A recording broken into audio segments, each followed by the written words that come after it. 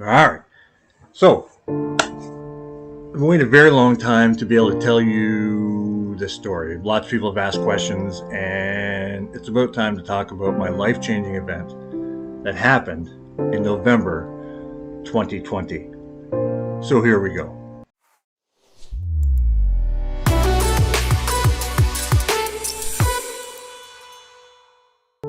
Beginning of November, just where we're at, I'm working as an educational assistant. I'm in 5 days a week. I'm wearing the full garb and doing everything. It's still a little bit crazy. With Impact and Drumline, we can't find a place to rehearse. We're just at a point where we're like, okay, time to launch the COVID program. But this happened. So I worked a week, and then on Friday, typical me, I drive from Dundas all the way across the city to get some Burger King for dinner. So I go home, I have my Burger King, and I have a hernia. I'm not healthy, like, let's be honest with everybody, and it's now huge. My hernia is the size of a small child's head, and it hurts. I've felt this pain before. I've had incarcerated hernias and bowels before and issues like that, and I know what's happening.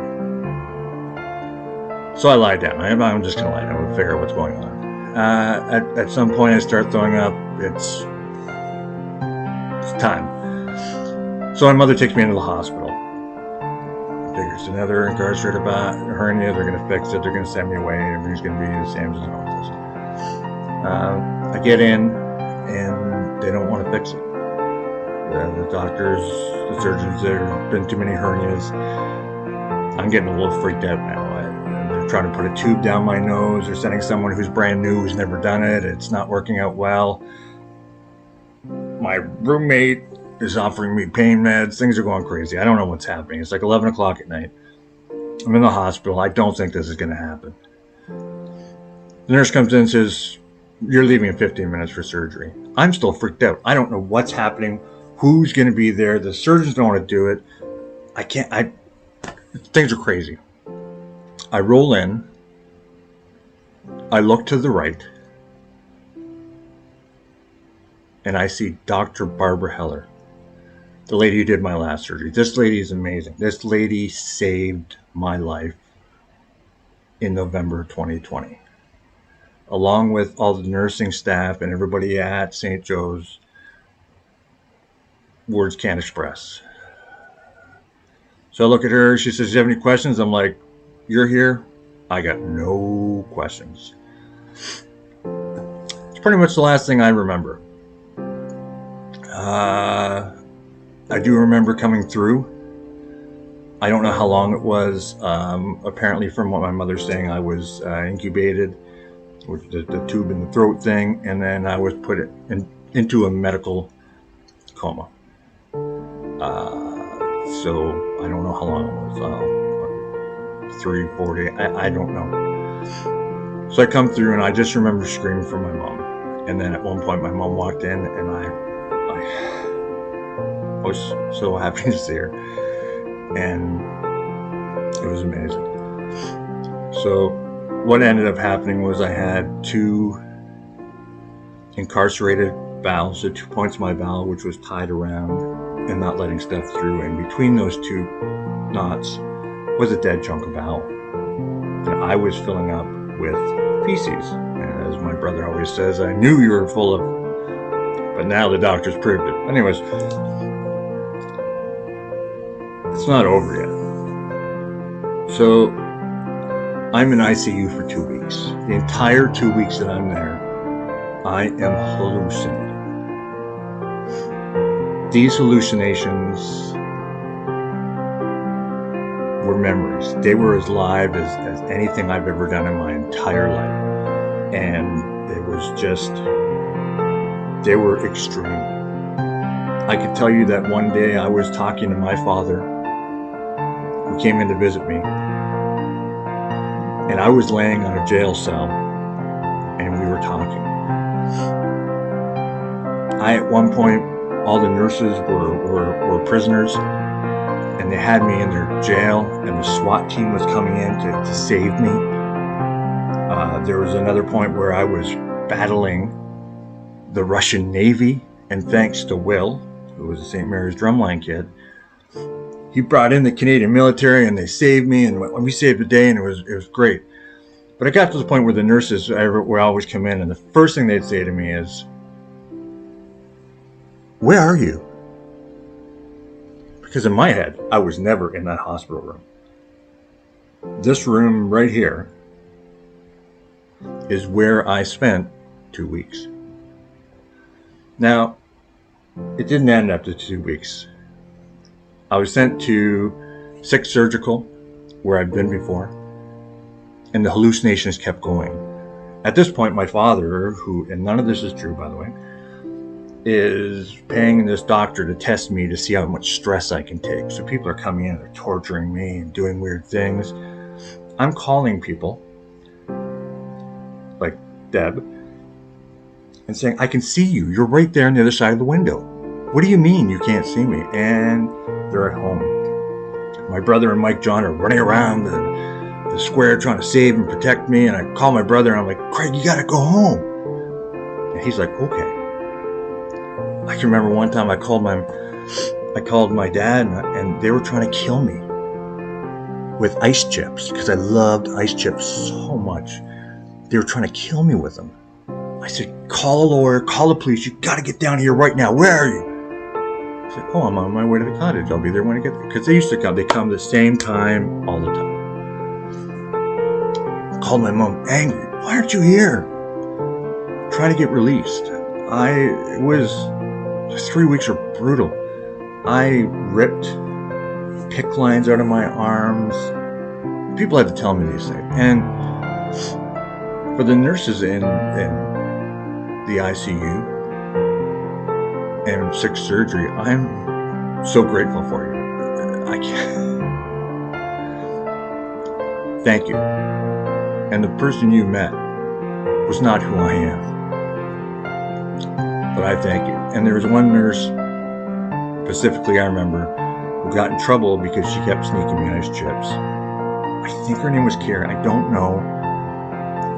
I think around 30, and she was, I want to say Korean. I don't know. I don't want to get all crazy here. But these people were amazing, and I put them through the ringer. And still to this day, I feel terrible for it. I feel it's just brutal. So now I'm in 3 weeks. Week 3 of hallucinating. There's even a point where I'm sitting on my bed looking at the window, and there's a drum corps tribute to save, to thank whatever, to come by, and I'm watching the bands and the color guards and all this other stuff go on, and I can see Ed sitting there, and by the way, it wasn't Ed. When I left, I realized it was a stop sign. But there's so many things that went on, and it was constant. It was, I don't know.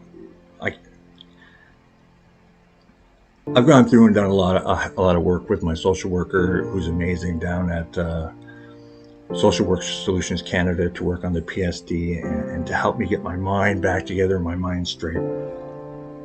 So after week 3, they're like, "We're moving you up to physio." Now, mind you, I've now spent 3 weeks in a bed.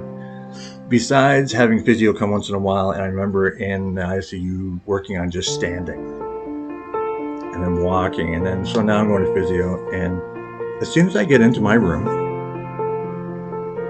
something feels different. All the hallucinations stopped. I was now where I am, who I am. So we started physio. I was determined. They're like, "What are we?" I said, I got to be able to walk up angles to get my driveway. I got to do stairs. I got to do this. I got to do that. I worked. I remember my dad showing up in the morning, in the evening, going for walks, and my mom showing up every day. It was simply amazing. And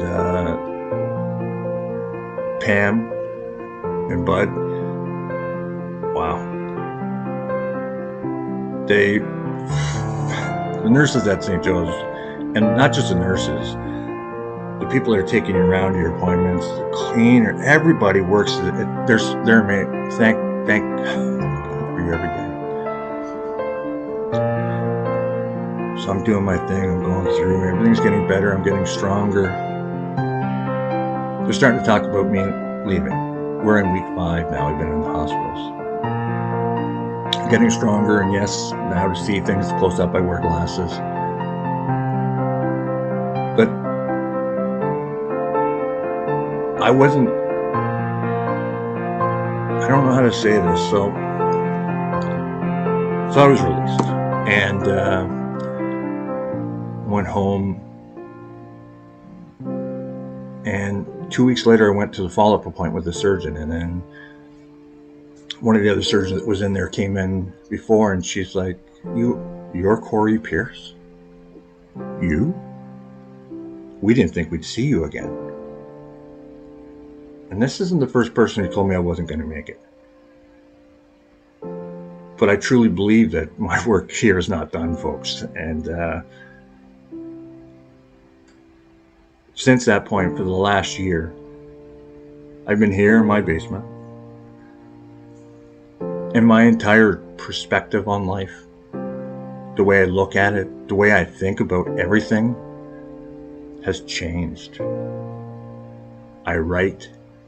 I read 11 books last year from front to back. Actually read. I'm physically active. I take care of my health. I am now at the lowest weight I've ever been in my entire life. And I feel strong mentally.